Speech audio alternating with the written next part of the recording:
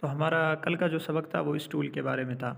आज का सबक हमारा इन दोनों टूल्स के बारे में होगा, बीच में इन दोनों को छोड़कर। वो इसलिए कि हमारा आज का जो सबक है वो कल के सबक से रिलेटेड हो जाए।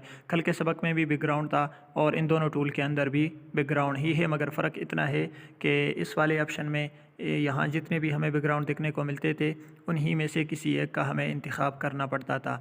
लेकिन आज हम सीना तान कर ये कह सकते हैं कि भाई हमें आपकी बैकग्राउंड की ज़रूरत नहीं है। अब अल्हम्दुलिल्लाह इन दोनों टूल की मदद से हम अपनी मर्ज़ी का बैकग्राउंड बना सकते हैं। इसको क्लिक करते हैं। इसके अंदर जितने ऑप्शन हैं यहाँ देखने को मिल रहे हैं उनमें सबसे पहले कलर का ऑप्शन है। यहाँ भी दो कलर हैं, दो ऑप्शन हैं। ऊपर कलर का है, कलर को आप दबाते हैं तो उसके अंदर जितने कलर हैं वो एक ही बैकग्राउंड, एक ही कलर का हमारा बैकग्राउंड हमारे सामने शो होगा। इधर जिस कलर पर आप चाहें उसके ऊपर क्लिक करें। दूसरा जो ऑप्शन है उसके ऊपर आप क्लिक करते हैं तो आपका बैकग्राउंड जो है वो मुख्तलिफ़ कलर्स का हो जाएगा। ये जिस कलर का आप चाहें आप बैकग्राउंड लगा लें। इसके अंदर आप तब्दीली भी ला सकते हैं। ये प्लस निशान आपको नज़र आ रहा होगा, इसके ऊपर क्लिक करें और सबसे ऊपर जाकर ये जो 6 डिज़ाइन हैं इनमें से कोई एक डिज़ाइन आपको पसंद हो तो आप क्लिक करें, नहीं है तो आप उंगली के ज़रिए इन दोनों ऑप्शन से आप इसको यहाँ वहाँ घुमा भी सकते हैं। जहाँ आप चाहें, जिस तरह चाहें आप उसको घुमा कर वहीं पर रख दें। लेकिन उसके अंदर अगर आपने और रंगों का भी इजाफ़ा करना है तो सबसे पहले आप इसको क्लिक करें। क्लिक करने के बाद प्लस के निशान को दबाएं तो ये एक और खाना यहाँ पर बन जाएगा। इसका कलर आप इसके ऊपर क्लिक करें और इसका कलर यहाँ से तब्दील कर दें। ये जो गोल दायरा है, गोल निशान है, छोटा सा सर्कल, इसको आप उंगली के ज़रिए यहाँ वहाँ किसी भी कोने में आप लेके जाएंगे तो वही कलर हमारे सामने यहाँ पर भी आ जाएगा। और यहाँ से आप इसको तेज़, और ये नीचे 3 पट्टियाँ और भी दी हुई है, इसकी मदद से भी आप इसको तेज़ और डैम कर सकते हैं। इसको क्लिक करते हैं तो यहाँ पर ये भी कलर आ गया, ये भी आ गया। इसके बाद अगर आपने एक और खाने का इजाफ़ा करना हो, एक और कलर का इजाफ़ा करना हो तो फिर से प्लस के निशान में आए, ये एक और खाना बन गया। इसको यहाँ से दूसरा कोई कलर दे दें, इसके ज़रिए से मैं इसको यहाँ लेके आता हूँ और फिर उसके बाद इसको ओके कर देता हूँ। तो ये बहुत सारे कलर जो हैं वो सामने आ रहे हैं। तो इसी तरह जितने कलर का आपको चाहिए आप उतने ही कलर का इंतखाब करके इसको यहाँ से ओके कर दें। तो बिल्कुल वही बैकग्राउंड हमारा यहाँ पर आ चुका है। इसको ओके कर देते हैं। ओके करने के बाद अगला ऑप्शन आता है ट्रांसपेरेंट का। ट्रांसपेरेंट के अंदर इसको आप क्लिक करते हैं तो हमारा बैकग्राउंड बिल्कुल रिमूव हो जाता है, कुछ भी नहीं। इसमें अगर आप किसी चीज़ को सेव करते हैं तो वो पीएनजी की सूरत में सेव हो जाता है। उसके बाद आता है इमेज साइज़। इमेज साइज़ को आप बैकग्राउंड्स का साइज़ का नाम भी दे सकते हैं और साथ में पेज साइज़ का नाम भी दे सकते हैं। वो इसलिए कि अगर आप प्रिंट के लिए कुछ लिख कर प्रिंट करना चाहते हैं तो इसको हम फिर सफ़े का नाम देंगे, यानी पेज साइज़। और अगर आप सोशल मीडिया के लिए कोई पोस्ट बना रहे हैं तो फिर इसको हम बैकग्राउंड का नाम देंगे, यानी बैकग्राउंड साइज़। तो यहाँ पर ये दो ऑप्शन हैं, लंबाई चौड़ाई।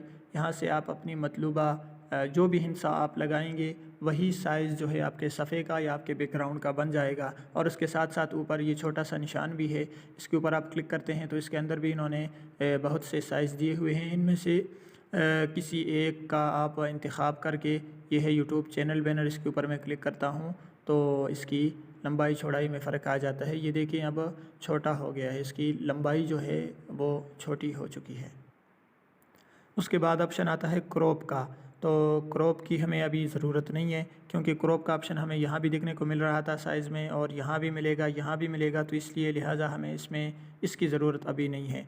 अब आगे चलते हैं इमेज। इमेज के अंदर इन्होंने यहाँ पर बहुत सारे बैकग्राउंड दिए हुए हैं। इनमें से अगर आप चाहें तो किसी भी बैकग्राउंड को यूज़ कर सकते हैं।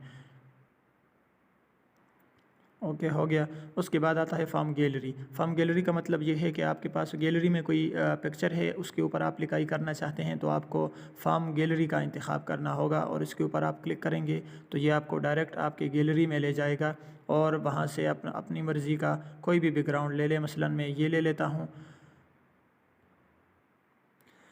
तो यहाँ भी बहुत सारे ऑप्शन हैं। यहाँ एक और बात बतौर फ़ायदा कि मैं आपको बता दूँ, अगर आपको यहाँ कुछ भी समझ ना आ रहा हो तो आप यहाँ वाले इस वाले ऑप्शन के ऊपर क्लिक करें और उसके बाद यहाँ से इसको ओके कर दें।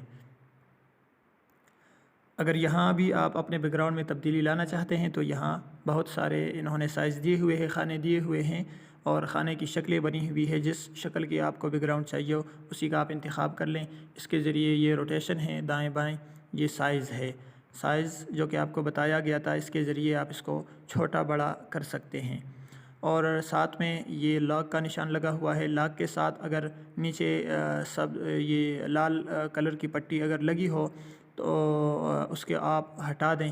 हटाने के बाद आप इसको यहाँ से, यहाँ से, यहाँ से और यहाँ से भी कट कर सकते हैं, यानी छोटा बड़ा कर सकते हैं। ये देखें।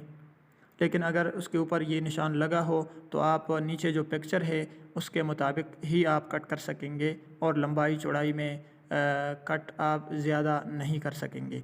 उसके बाद ये वाला ऑप्शन है, इसमें ये गोलाई है, सर्कल जहाँ लगा हुआ है इसके ज़रिए आप अपने बैकग्राउंड को गोल कर सकते हैं। यानी आपको बैकग्राउंड गोल डिज़ाइन का चाहिए तो आप गोल वाला इसके ऊपर क्लिक करें तो ये गोल हो जाएगा। लेकिन बतौर फ़ायदा के मैं आपको ये बता दूं कि आपको बैकग्राउंड अगर गोल चाहिए तो उसके लिए आपने यहाँ पर इस खानों में इंतखाब जो है वो 1 बाई 1 का करना होगा, यानी प्रोफाइल साइज़ के जिसकी लंबाई चौड़ाई दोनों एक जैसी हो, एक साइज़ की हो, तो फिर उसके अंदर गोलाई मुकम्मल आ जाती है। लेकिन अगर आपका कोई और खाना हो तो फिर उसकी गोलाई अच्छी तरह नहीं आएगी। हमने अभी इसको गोलाई भी नहीं देनी बल्कि मुकम्मल साइज़ का देकर यहाँ से इसको ओके कर देना है।